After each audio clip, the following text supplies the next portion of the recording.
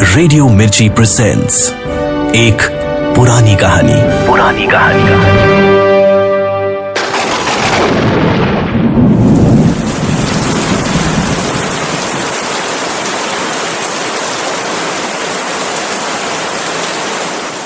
अब सुनिए एक पुरानी कहानी में उर्दू साहित्य के जाने माने अफसाना निगार सादत हसन मंटो का अफसाना बारिश, जिसे प्रोड्यूस किया है अंकित शर्मा ने और आवाज है आरजे साइमा की।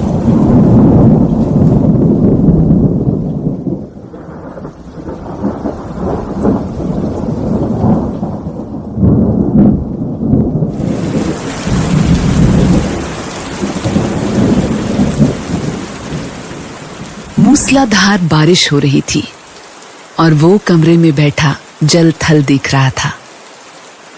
बाहर बहुत बड़ा लॉन था जिसमें 2 दरख्त थे। उनके सब्ज पत्ते बारिश में नहा रहे थे। उसको ऐसा महसूस हुआ कि वो पानी की इस बारिश से खुश होकर नाच रहे हैं।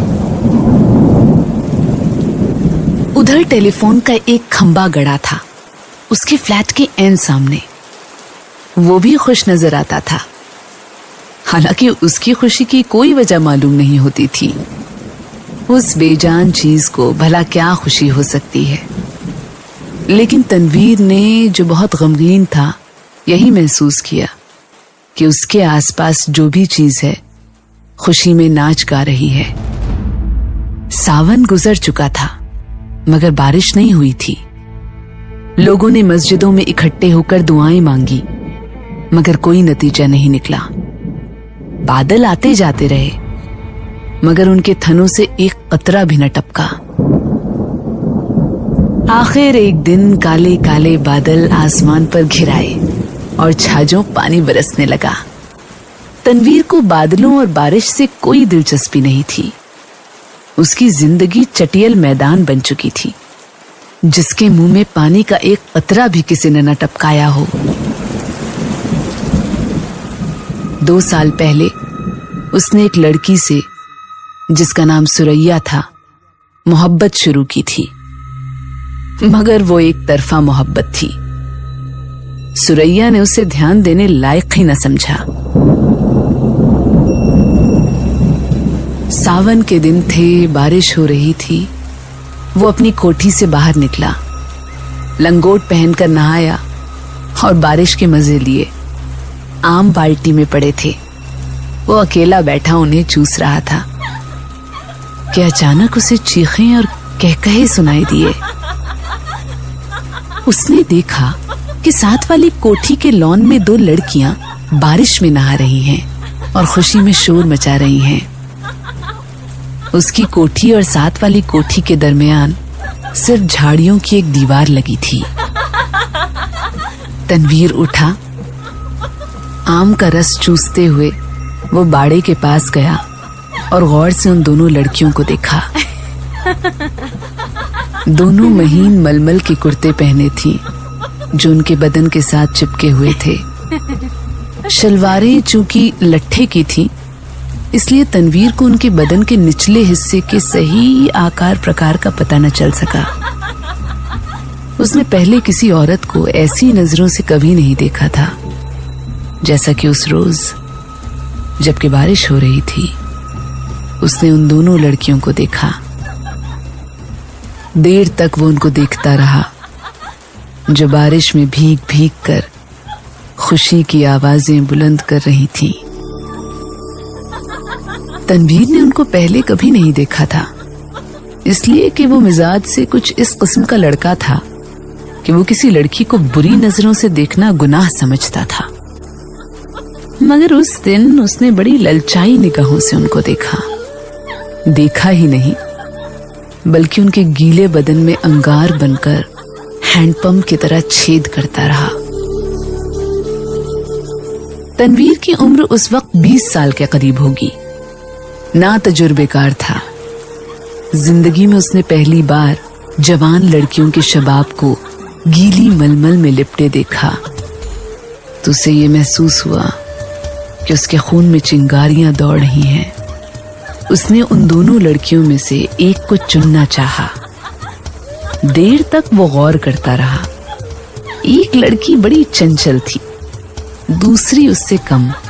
उसने सोचा चंचल अच्छी रहेगी, जो उसे भी चंचल बना दे। ये चंचल लड़की खूबसूरत थी। उसके शरीर के अंग भी बहुत खूबसूरत और मुनासिब थे। बारिश में नहाती जलपरी मालूम होती थी। थोड़ी देर के लिए तनवीर शायर बन गया। उसने कभी इस तरह नहीं सोचा था। लेकिन उस लड़की ने, जिसका कुर्ता दूसरे के मुकाबले बहुत ज्यादा महीन था, उसको ऐसे ऐसे शेर याद करा दिए जिनको वो काफी वक्त पहले भूल चुका था। इसके अलावा रेडियो पर सुने फिल्मी गानों की धुनें भी उसके कानों में गूंजने लगी। उसने बाड़े के पीछे ये महसूस करना शुरू किया कि वो अशोक कुमार है, दिलीप कुमार है। फिर उसे कामिनी कौशल और नलिनी जयवंत का ख्याल आया। मगर उसने जब उस लड़की की तरफ इस गरज से देखा कि उसमें कामिनी कौशल और नलिनी जयवंत के अंग प्रत्यंग नजर आ जाएं, तो उसने इन दोनों एक्ट्रेसों पर लानत भेजी। वो उनसे कहीं ज्यादा हसीन थी। उसके मलमल के कुर्ते में जो शबाब था, उसका मुकाबला उसने सोचा कोई भी नहीं कर सकता। तनवीर ने आम चूसने बंद कर दिए और उस लड़की से, जिसका नाम परवीन था, इश्क लड़ाना शुरू कर दिया। शुरू में उसे बड़ी मुश्किलें पेश आई, इसलिए कि उस लड़की तक पहुंचना तनवीर को आसान नहीं मालूम होता था। फिर उसे अपने माँ बाप का भी डर था।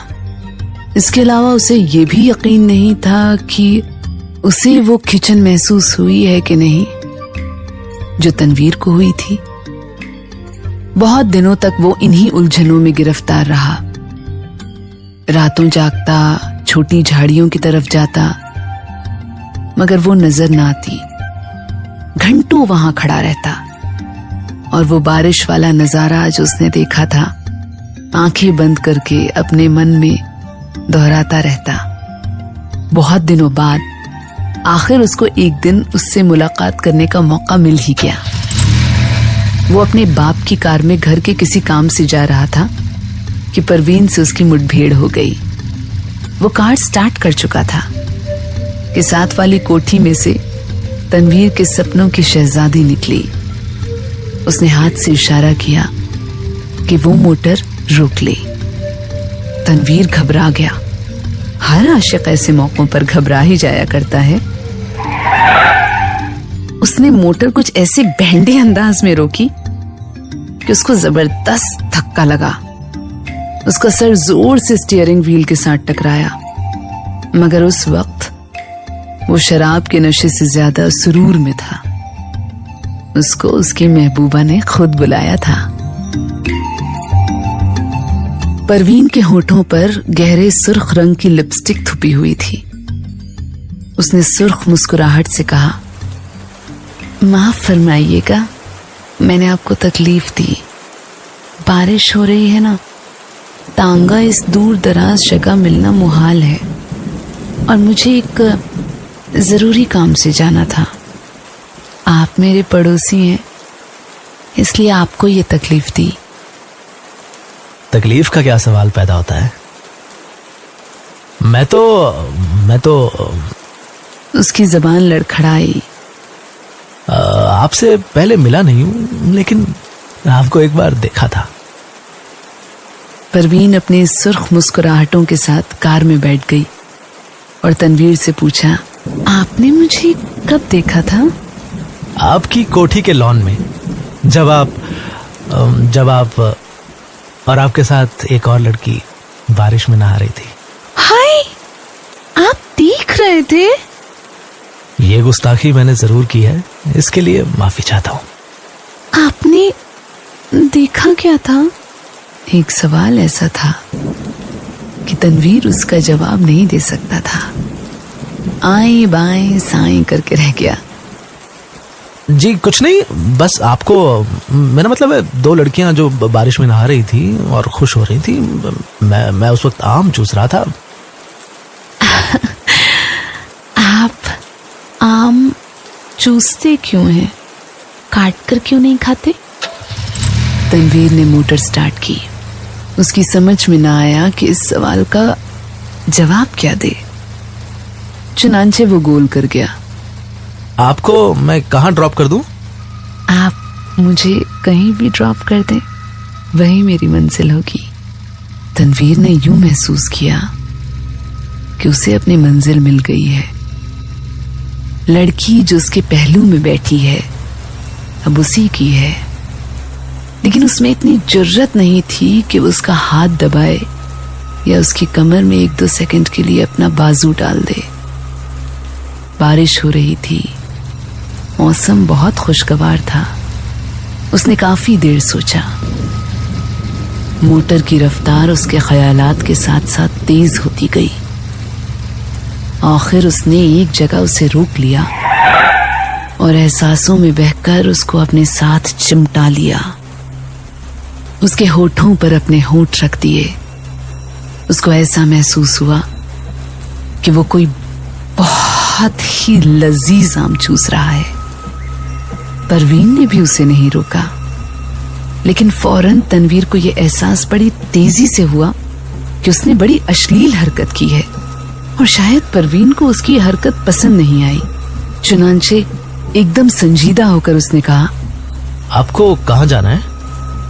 परवीन के चेहरे पर यूं तो नाराजगी के आसार नहीं थे, लेकिन तनवीर यूं महसूस कर रहा था जैसे वो उसके खून की प्यासी है। परवीन ने उसे बता दिया कि उसे कहाँ जाना है। जब वो उस जगह पहुंचा तो मालूम हुआ कि वो रंडियों का चकला है। जब उसने परवीन को मोटर से उतारा तो उसके होठों पर गहरे लाल रंग की मुस्कुराहट बिखर रही थी। उसने कूल्हे मटकाकर ठीक वैश्याओं के अंदाज में कहा, शाम को मैं यहां होती हूं, आप कभी जरूर तशरीफ लाइए।